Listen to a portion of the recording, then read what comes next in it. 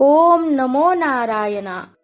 स्वागत है आपका पुरुषोत्तम मास महात्म्य कथा अध्याय 7 में। सूत जी बोले, हे तपोधन, आप लोगों ने जो प्रश्न किया है वही प्रश्न नारद ने नारायण से किया था। सो नारायण ने जो उत्तर दिया वही मैं आप लोगों से कहता हूँ। नारद जी बोले, विष्णु ने अधिक मास का अपार दुख निवेदन करके जब मौन धारण किया, तब हे बद्रीपते पुरुषोत्तम ने क्या किया, सो इस समय आप हमसे कहिए। श्री नारायण बोले, हे वत्स, गोलोकनाथ श्री कृष्ण ने विष्णु के प्रति जो कहा वह अत्यंत गुप्त है, परंतु भक्त, आस्तिक, सेवक, दंभ रहित, अधिकारी पुरुष को कहना चाहिए। अतः मैं सब कहता हूँ, सुनो। यह आख्यान सत्कीर्ति, पुण्य, यश, सुपुत्र का दाता, राजा को वश में करने वाला है और दरिद्रता को नाश करने वाला एवं बड़े पुण्य से सुनने को मिलता है। जिस प्रकार इसको सुने उसी प्रकार अनन्य भक्ति से सुने हुए कर्म को करना भी चाहिए।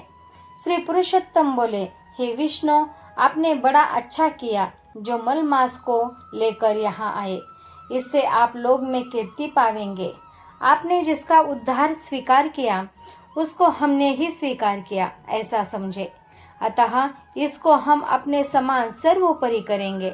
गुणों से, कीर्ति के अनुभव से, षडैश्वर्य से, पराक्रम से, भक्तों को वर देने से और भी जो मेरे गुण हैं उनसे मैं पुरुषोत्तम जैसे लोक में प्रसिद्ध हूँ, वैसे ही यह मलमास भी लोगों को मैं पुरुषोत्तम करके प्रसिद्ध होगा।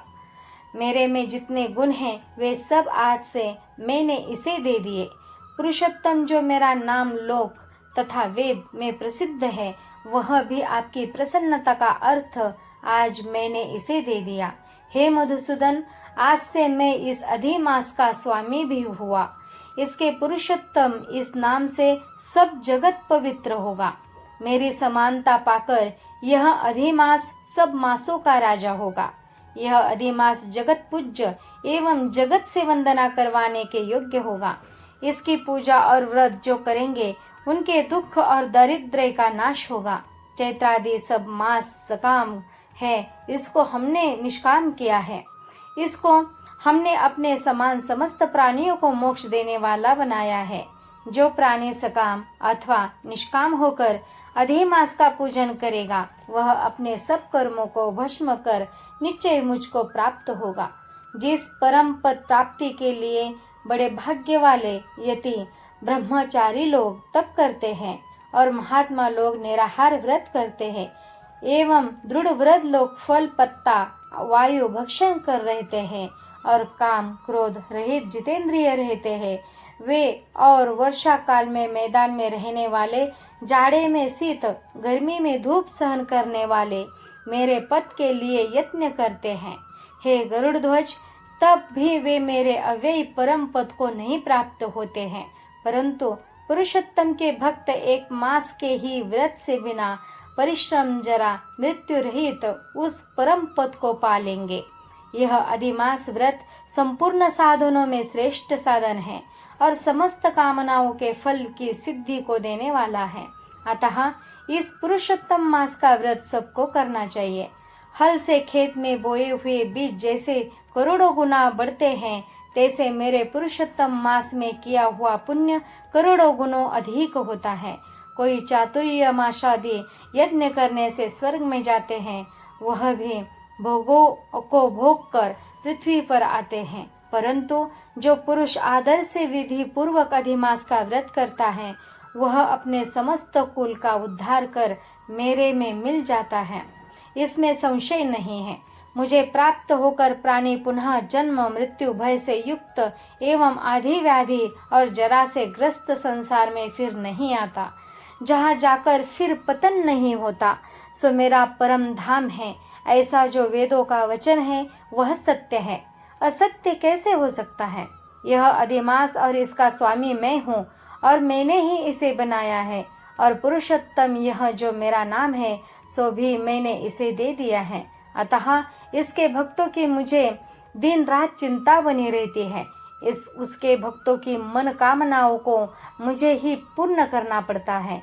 कभी कभी मेरे भक्तों का अपराध भी गणना में आ जाता है, परंतु पुरुषोत्तम मास के भक्तों का अपराध मैं कभी नहीं गिनता। हे विष्णु, मेरी आराधना से मेरे भक्तों की आराधना करना मुझे प्रिय है। मेरे भक्तों की कामना पूर्ण करने में मुझे कभी देर भी हो जाती है, परंतु मेरे मास के जो भक्त हैं उन्हीं की कामना पूर्ण करने में मुझे कभी विलंब नहीं होता।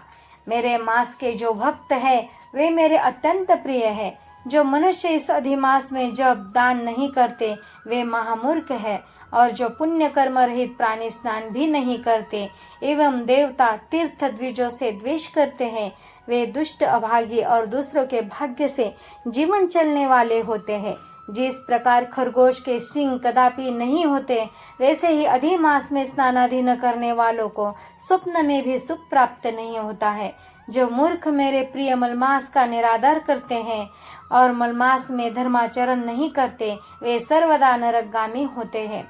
प्रति तीसरे वर्ष पुरुषोत्तम मास प्राप्त होने पर जो प्राणी धर्म नहीं करते वे कुंभीपाक नरक में गिरते हैं और इस लोक में दुख रूप अग्नि में बैठे श्री पुत्र पौत्र आदि को से उत्पन्न बड़े भारी दुखों को भोगते हैं। जिन प्राणियों को यह मेरा पुण्यतम पुरुषोत्तम मास अज्ञान से व्यतीत हो जाए वे प्राणी कैसे सुखों को भोग सकते हैं। जो भाग्यशालिनी स्त्रियां सौभाग्य और पुत्र सुख चाहने की इच्छा से अधिमास में स्नान दान पूजन आदि करती है उन्हें सौभाग्य संपूर्ण संपत्ति और पुत्रादि यह अधिमास देता है। जिनका यह मेरे नाम वाला पुरुषोत्तम मास दानादि से रहित बीत जाता है उनके अनुकूल मैं नहीं रहता और न उन्हें पति सुख प्राप्त होता है। भाई पुत्र धनों का सुख तो उसे स्वप्न में भी दुर्लभ है। अतः विशेष करके सब प्राणियों को अधिमास में स्नान पूजा जप आदि और विशेष करके शक्ति के अनुसार दान अवश्य करना चाहिए। जो मनुष्य इस पुरुषोत्तम मास में भक्ति पूर्वक मेरा पूजन करते हैं वे धन पुत्र और अनेक सुखों को भोग कर पुनः गोलोक के वासी होते हैं। मेरी आज्ञा से सब जन मेरे अधिमास का पूजन करेंगे। मैंने सब मासों से उत्तम मास इसे बनाया है, इसीलिए अधिमास की चिंता त्याग कर हे रमापते आप इस अतुलनीय पुरुषोत्तम मास को साथ लेकर अपने वैकुंठ में जाओ। श्री नारायण बोले, इस प्रकार भगवान श्री कृष्ण के मुख से रसिक वचन श्रवण कर विष्णु अत्यंत प्रसन्नता पूर्वक इस मलमास को अपने साथ लेकर नूतन जलधर के समान श्याम भगवान श्री कृष्ण को प्रणाम कर गरुड़ पर सवार हो शीघ्र वैकुंठ के प्रति चल दिए। इति ब्रह्मनारदीये पुरुषोत्तम मास महात्म्ये सप्तम अध्याय। जय जय श्री राधे। ओम नमो नारायण।